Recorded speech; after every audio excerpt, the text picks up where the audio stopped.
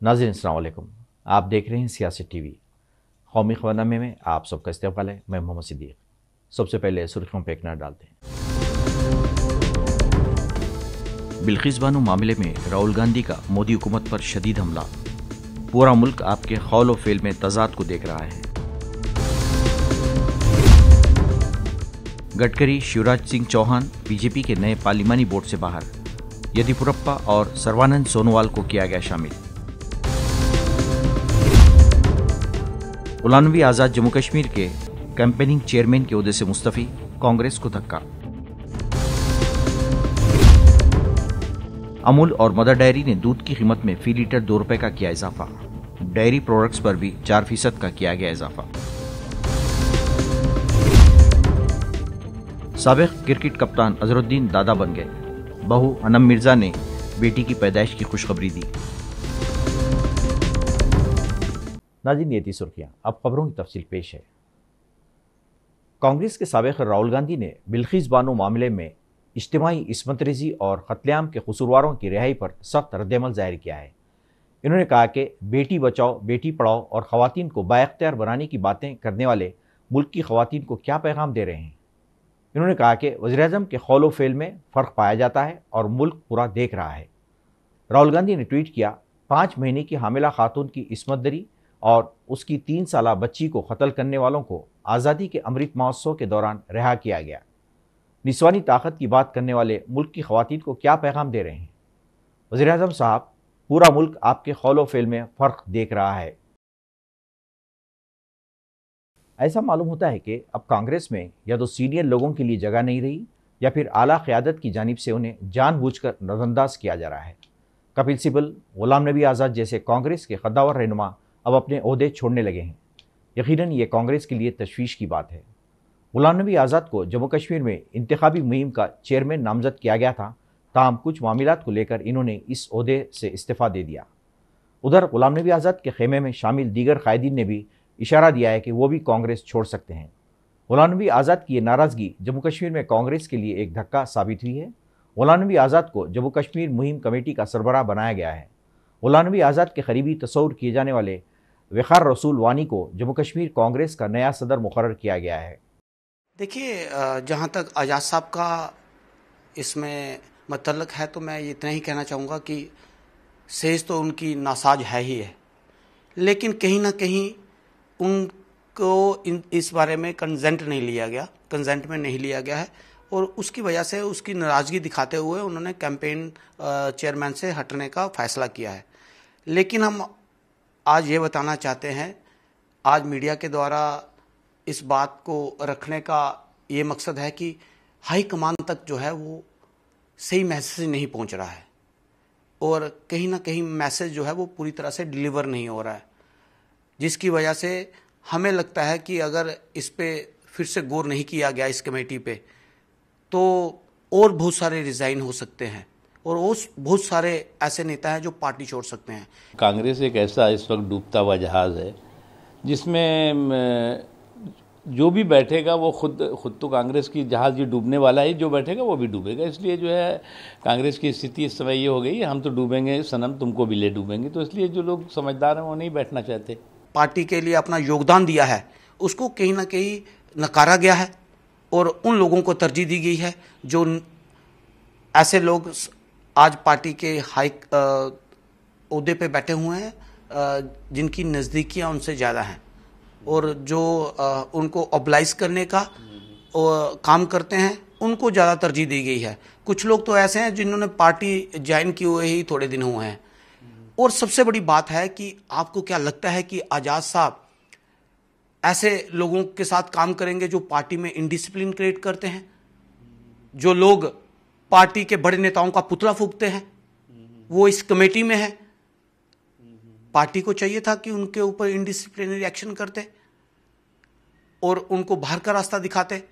सबसे ज़्यादा जो हमारी नाराज़गी है वो इसी बात को लेकर है कि पार्टी में इनडिसिप्लिन क्रिएट हो रहा है और जिसकी वजह से पार्टी दिन ब दिन जो है वो उस लोग छोड़ रहे हैं उसको।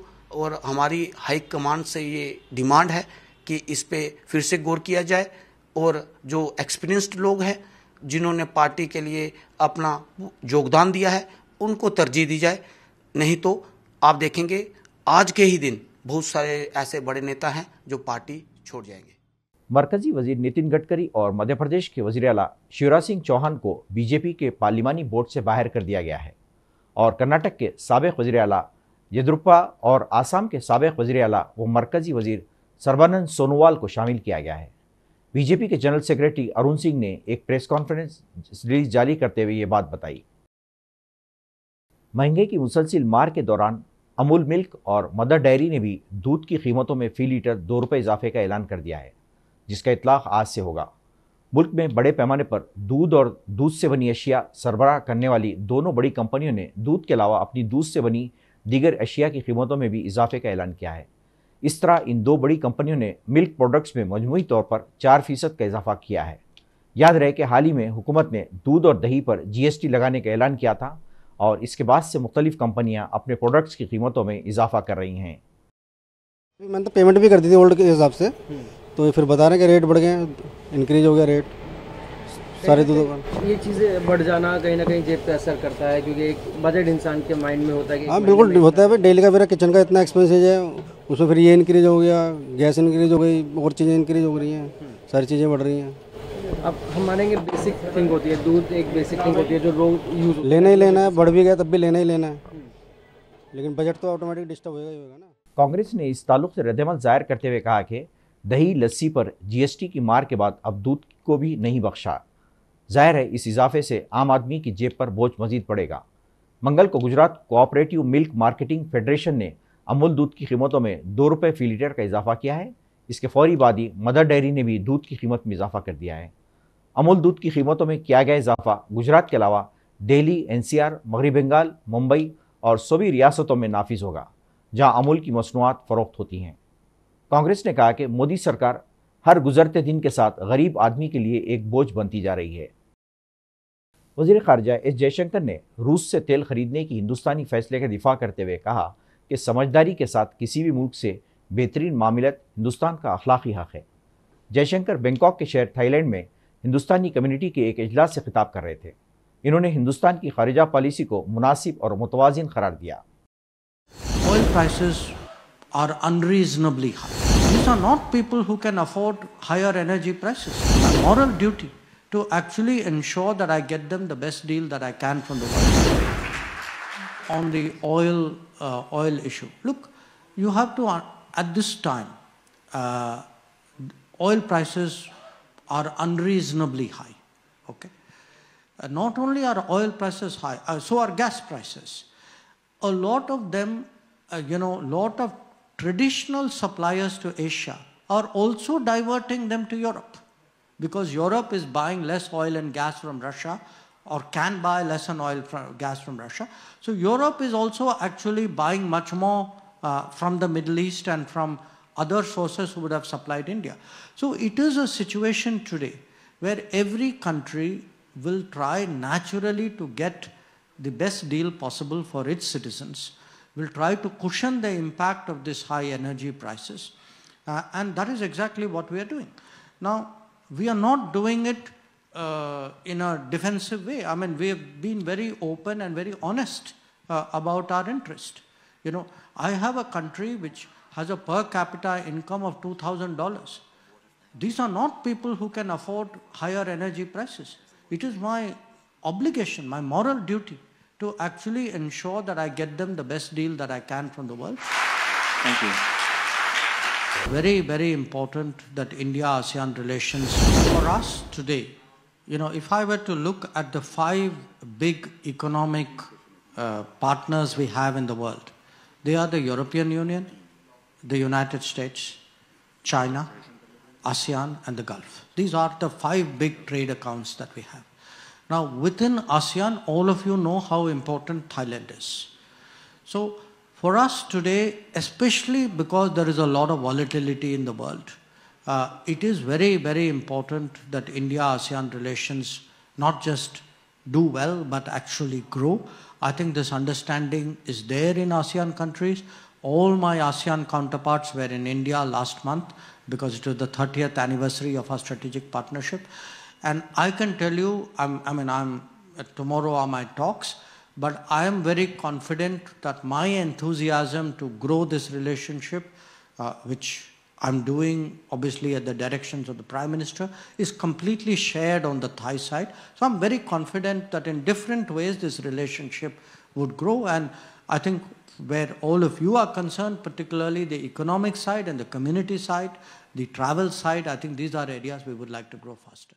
हिंदुस्तानी क्रिकेट टीम के साबिक कप्तान मोहम्मद अजहरुद्दीन दादा बन गए, क्योंकि उनकी बहू वो टेनिस स्टार सानिया मिर्ज़ा की बहन अनम मिर्ज़ा ने मां बनने की खबर सोशल मीडिया के अकाउंट पर शेयर की है। अनम मिर्ज़ा ने अपने इंस्टाग्राम हैंडल पर इस खबर को इमोजी के जरिए जारी करते हुए कबलजी की फ़ोटो शूट्स की तस्वीर को भी अपलोड किया। अनम मिर्ज़ा ने साथ ही लिखा, गुज़िश्ता रोज़ लड़की दुआ की पैदाइश हुई है, उसकी हालत बेहतर है, दुआ को अपनी दुआओं में शामिल रखें। उनकी जानिब से इस खबर को शेयर करने के बाद उनके फॉलोअर्स ने इनको मुबारकबादी के पैगाम देने शुरू कर दिए हैं। पंजाब के शहर पठानकोट में दरगाह हज़रत बाबा गजापीर हिंदू मुस्लिम इत्तेहाद का एक अहम मरकज़ है। सरहदी शहर पठानकोट में दरगाह हज़रत बाबा गुजापीर की दरगाह पर पठानकोट के अलावा अतराफ व अकनाफ के अजला जालंधर, मजीता और अमृतसर से अक़ीदतमंदों की एक बड़ी तादाद अपनी मन्नतें लेकर आती हैं। क्या हिंदू, क्या मुसलमान, क्या सिख, ईसाई, सब मज़ाहिब के मानने वाले लोग एकसा अक़ीदत के साथ इस दरगाह पर हाज़िरी देते हैं। इस दरगाह को हिंदू मुस्लिम इत्तेहाद के एक बेहतरीन मरकज़ के तौर पर देखा जा रहा है। इत्थे हर साल ही भंडारा हुंदा है। इत्थे हर धर्म के लोग आउंदे, हिंदू, मुस्लिम, सिख, ईसाई जिन्ने भी आ सब मत्था टेकदे आ। बड़ी मानता है दी, बड़ा अच्छा प्रोग्राम चलदा है। 30 जुलाई नूं हुंदा है मेला। तेरी बड़ी मेहरबानी है सारे शहर दी। वो सारे शहर दे योजना नाल जे मेला हुंदा, बड़े प्यार नाल मेला हुंदा है। दुनिया देखदी आण के बड़े अच्छे ढंग नाल मेला कीता जांदा है। हर धर्म का लोग आउंदा है। इत्थे किसी नूं कोई बंदश नहीं हैगी, हर कोई आ सकता है। इत्थे प्यार भावना दे नाल ये मेला बहुत अच्छा हुंदा। पीरां दी रहमत है इत्थे। पर लिया ये दरगाह बाबे गुज्जे पीर दी आ। 41 साल हो गए इत्थे भंडारा होंदिया ते 41 साल हो गए सेवा करदिया बाबा जी दी। इत्थे हर धर्म का लोग आउंदा, हिंदू, मुस्लिम, सिख, ईसाई सारे आउंदे आ। किसी नूं कोई रोक नहीं, कोई टोक नहीं। और वीरवार भी संगत आउंदी आ। 11वीं शरीफ ते भी इत्थे लंगर हुंदा आ ते नाले संगत आउंदी आ ते सारे भंडारे दा आनंद माण। नाज़रीन, आखिर में सुर्खियों पे एक और नज़र। बिल्किस बानो मामले में राहुल गांधी का मोदी हुकूमत पर शदीद हमला। पूरा मुल्क आपके खौल और फेल में तजाद को देख रहा है। गडकरी, शिवराज सिंह चौहान बीजेपी के नए पार्लिमानी बोर्ड से बाहर। येदियुरप्पा और सर्बानंद सोनोवाल को किया गया शामिल। गुलाम नबी आज़ाद जम्मू कश्मीर के कैंपेनिंग चेयरमैन के ओहदे से मुस्तफ़ी, कांग्रेस को धक्का। अमूल और मदर डेयरी ने दूध की कीमत में फी लीटर 2 रुपए का किया इजाफा। डेयरी प्रोडक्ट्स पर भी 4% का किया गया इजाफा। साबिक क्रिकेट कप्तान अजहरुद्दीन दादा बन गए। बहू अनम मिर्ज़ा ने बेटी की पैदाइश की खुशखबरी दी। नाज़रीन, इसी के साथ ही कौमी खबरनामा ख़त्म होता है। मुझे और सारी सियासती टीम को इजाज़त दें। अल्लाह हाफ़िज़।